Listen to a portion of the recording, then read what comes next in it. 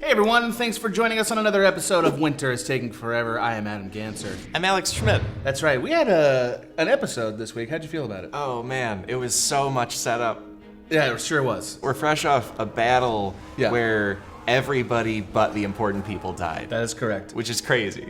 Just wanted to check in real quick on the first scene. When you saw Jamie last underwater, did he have his hand or not? Hand Watch 2017. Yeah. Also, it's really hard to do the scene where somebody rescues another person from drowning underwater because it always looks dumb. It's like one person bobs up like, I better get the other one that's right beneath me. Like pulls him up over water, and it's like, that's not how that works at all. So they implied that Jamie overtly was trying to commit suicide. Till I get what I'm owed. A dragon doesn't get to kill you. You don't get to kill you. Pretty dark. Like suicide by dragon. Yeah. You know, after a hard weekend of everything I read and saw, nothing refreshes me more than a guy trying to commit suicide by dragon. So our next segment is called Randall Tarley Has a Point, in which Randall Tarley, who was pretty much an irredeemable character up to this point, and his son Dickon get nuked for the sake of a demonstration by Daenerys. He made kind of good points, I thought. Did you think the points were good? I think it's part of why this show should be depressing. Yes. Because a guy who's right all the time dies for it. He kind of makes points that are like, yeah, if I was on Westeros, I wouldn't want somebody who came with a foreign army, no matter how legit her claim was. Yeah, no. And then bowed to her because of dragons. Because I feel like Daenerys has crossed a threshold of being irredeemable. Oh, yeah. Because she nuked a prisoner of war. Like, that's what she did. Right. She, like, held them at, like, Dragon Point. Yeah, so Randall Tarley is right once again, and burned for it, and this concludes the segment forever. So I wanted to jump into the first of two meetings between Jaime and Cersei. Jaime comes back after having lost, and then, like, Qyburn gives him, like, oh, it's you. Like, in the hallway, right? Because Qyburn, by the way, is secretly the most talented person in Westeros. Yeah. You know what I mean? Like here are the jobs we know he does. He's Hand of the Queen. Yeah. He's a doctor. We find that out in this episode. He's a necromancer. Yep. He's the Lord of Whispers.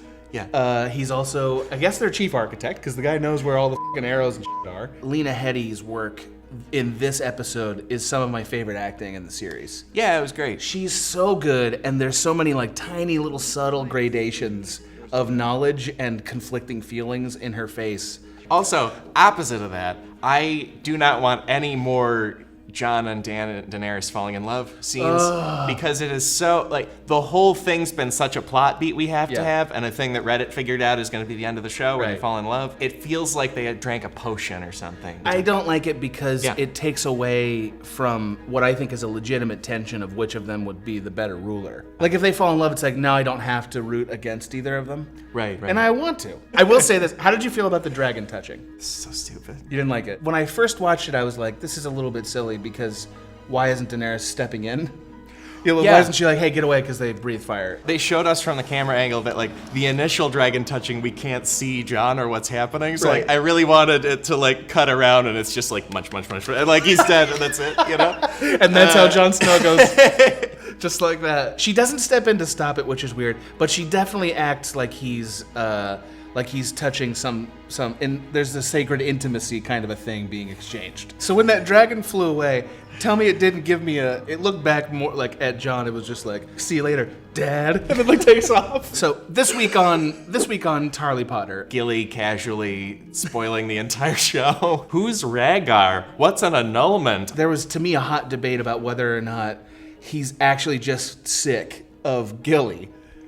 You know what I mean? Or whether it's like, oh, this other thing's bothering me, and then she's doing a thing that normally I would like, which is clearly what the show intends for us to think. Like, because that's why he quit school suddenly. But, like, they did not dodge the bullet to me. They didn't dodge the bullet of, like, oh, does he just hate being with Gilly? Is she, like, driving him crazy? What does annulment mean? It's when a man sets aside his lawful wife. So Sam doesn't find out his family's dead and that he's the head of House Tarly, which at some point is going to come back. Right. We find out there's like a council there where they're debating the merits of whether Brown's scroll is valid or not. Yeah. They never interviewed this guy who they're allowing to be a maester about what he knows. You knew that guy that was sitting next to him that was bringing up all the objections was a bad guy, because look at those bullshit mutton chops he had. I'm afraid so. And there's no way those guys are going to be helpful because they're too boring and lame to be helpful. Like, we don't want to see Jim Broadbent in a sack being the main character of the show. No. He's just going to be a roadblock and a wet blanket. Archmaester, That'll be all, Tarly. Yeah, so Charlie Potter basically doesn't get any of his knowledge through. Steals a couple of books before he goes. Yeah. So those book chains didn't turn out to be much use. I think that taps into a larger problem also. So I definitely agree that this year the writing has gone the way of, you're saying it fan fiction, I agree. I would say it's like there's just no subtlety anymore. There's no savoring scenes anymore. Because, like, for instance, we got that scene with Tyrion and Jaime that was like, oh, this is going to be so good because we've been waiting a long time and they have a lot to say to each other. And we got some really good acting in it. Yeah. Like, they were really good. And then we cut in the middle of it. That could have been a 20-minute scene that we would have loved. And so they're rushing through things.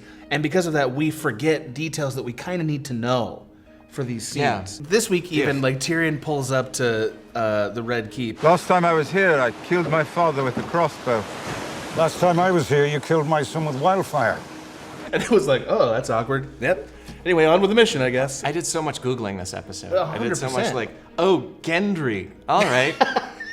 Hammer Boy. All right. I had, as I've said to you many times, I had to know what happened to Gendry. Like, it was just one of the. He had a special place in my heart. I just needed to know. Is he still out there rowing? Yeah. And we got the answer. He came back, and that's fun. Thought you might still be rowing. I like that Gendry uses his father's weapon, the hammer. Yeah. I don't know how one would use that in a situation where you had a lot of combatants. Like, doesn't seem like super practical, but maybe I'm just lacking imagination. I don't know. We now go to a segment we all love called Dragonstone High. So I thought the love triangle stuff was on full blast this week. There's an ambiguous relationship now between Ser Jorah and Daenerys, right? The stone disease, I wish there was a side effect where he like gained some sense or something, or gained some perspective, because it's not gonna happen for you, man. I think it's also fair to say the show is leading us to believe that there is something between them. Every scene in this show is a fake mystery. It's a fake will it or not. Right. Like, is Jon Snow alive or alive as f? Will she get with the guy that is another king and makes fire and ice make sense? Or will she get with the guy she hasn't hooked up with for 7 seasons on a show where everyone hooks up with everyone? When they hugged right after he got back, like, they don't know a lot about epidemiology, right? Like, they don't know a lot about the stone disease. I really thought it would be a thing where, like, you're cured? I wouldn't have come back if I wasn't cured. And then they hug, and I wanted to be back on Jorah, like, I mean, I'm pretty sure. And then they cut back to her, and she's just rocks, you know? Like, like they didn't really know how it works. Later on, Daenerys and her council come up with the scheme to basically Ocean's 11 a dead person down to Cersei so that they can convince her to have an armistice so that this war can take a quick hiatus until we get a 7-episode stretch at the end. I do understand why it has to happen, logically. It's not like... But it's a little silly, right? Because now it's a caper. Now the whole thing's a caper. Yeah. Right? I feel like we've only seen those dead White Walkers in a massive herd. Right. So, like, how do you send a couple guys to grab one of them? It's not like they're all walking and one guy's like, I gotta take a whiz, and, like, stops to the side, you know? Yeah. And then you like, chloroform him or something? Like, it doesn't make any sense. That is a crazy plan. I don't understand it. Let's talk a little bit about Sansa and Arya's story. Super weird vibes. It's a little weird, right? Yeah. Why Arya's, like, kind of a space alien. Yeah, yep. That's Which right. is actually reasonably believable because everything bit. horrible's happened to her all the time. A little bit. I'll say that when Arya turns that corner the first time walking into the hall, Lords of the North are like still chanting for things, still Right. making cases for who should be their ruler. It's like, oh, I see what the deal here is. These idiots can't like go 5 minutes without nominating somebody to be king. So anyway, so Sansa handles it fine. Arya's mad at her, and she's like, and then they have a conversation which is like, oh, you still have all the nice shit, right? And she's like, what are you saying? Just say it directly. And then she's like, you know, I just don't like you. That's the whole thing. I've never liked you and I don't trust you. And it's like, why? You remember how we used to hate each other when we were sisters? Let's just keep doing that. Yeah. Is like where they've settled, which is not, to me, how life goes. How are they mad at each other now that they're both kind of back from the dead? You know what I mean? Well, it's like they've seen so much Yeah. like Arya just summarizing what she's been through would take a whole season. Oh, and boy. like, you know, the fact that they can't put aside their differences and like, you know, be friends seems like a dumb... It makes me feel like we don't know what we're doing with Arya. Also, equally dumb, Arya tracking down this scroll that that we get for Littlefinger. The only thing I think is dumb about it, I think it's fine for people to be doing capers and like spying on each other and stuff in Winterfell. That's fine. It's so dark in there you couldn't see him around the corner anyway. Yeah. You know, it's like pitch black in there all the time, no matter what time of day it is. Yeah. Why isn't she wearing a mask? Yeah. She's got a trunk full of faces. Why doesn't she Mission Impossible this problem? Mask power. Yeah. Exactly. How many people has she murdered? She's taken all their faces.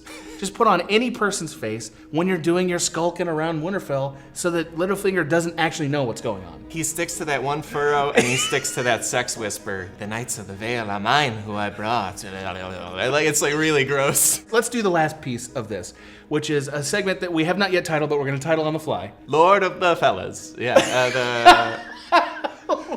The Fellowship of the Undead Being. Hound Gentry and the Sundance Kid. Thor Ocean's 11 was one we were thinking about. Thor Ocean's 11, the usual Snowspect, because they all meet in a jail cell. This is a bunch of wacky characters all put together to accomplish a caper, which will make one fun episode to watch, and will always, 10 years from now, feel like the dumb episode. Because their plan, again, is to approach a 1,000-man, or at least strong army of dead people who never separate from each other, get one of them, and bring the guy to a much warmer climate, even though he's made of ice, to prove to the woman who hates them more than anyone in the world that there are monsters north of everything. So she should abandon her lifelong pursuit of power temporarily. Yeah, That's and the to plan. do this, we've brought together 2 guys who resurrected and some other beardy fellas, and Gendry. Yeah. All right, let's get into predictions. Hey. Now, I have a couple of questions to ask you. When do we next see Sam Tarly? And what is he doing? On a broom catching the golden snitch.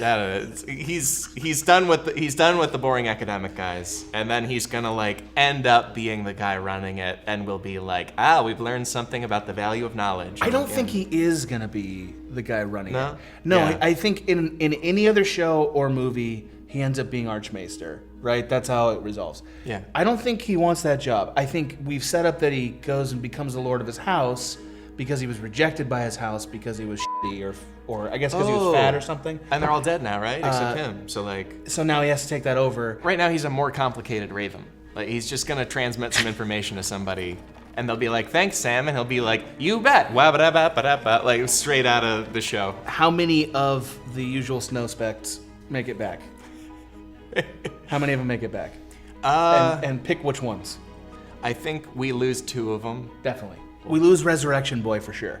Yeah. Because that's what has, like, he was resurrected for this purpose, and like Right. he dies on, and like I think we might lose Jorah. That's the right thing to Yeah, he happen. should die, but I think they're gonna screw up and keep him alive. Because he got what he wanted. He got the affections of Daenerys, and he did something for her that she needed done. Yeah, Like, he might die. That might be it for Jorah. I could see it. Yeah. Does Davos adopt Gendry after the war? Oh, big time. Yeah. Gendry is the kid, and Davos is Danny Glover in Angels in the Outfield. That is exactly what's gonna happen. Ice and Fire wins the pennant, and then he adopts him after. At this point, what do you think Jaime's fate becomes? A cool death, probably. Yeah. Yeah. I think he's kind of secretly having a really cool season in some ways. Yeah. Like, I know everybody else is like, they've abandoned him. I don't think so. Like, we've gotten a lot of emotional content out of Jaime in very small doses, but he's done a great job with it. Does that baby exist? That scene was so good, man. Yeah. Does that baby exist? No, of course not. No, there's no way. Do you like the idea of us handling the White Walker War before we resolve the Iron Throne battle? Do you like that idea? Yeah, that's fine. I like it better, I think. Yeah. I think that's a good decision. Yeah, it's fine. Yeah. Yeah. Is there any ending to this show that doesn't involve Daenerys and Jon Snow both being on the Iron Throne? No, the last scene of the show is them copulating on the throne. That is how it ends. Talk about fire and ice, or whatever, or ice and fire. You get it. Hey everyone, thanks so much for watching another episode of Winter's Taking Forever. Feel free to hit that C in the middle to subscribe to our channel, or hit the notification bell below if you'd like to get new video notifications. And, why don't you set your predictions in the comments, and we will know that after. I'm you guys. I'm using the things. But really do it.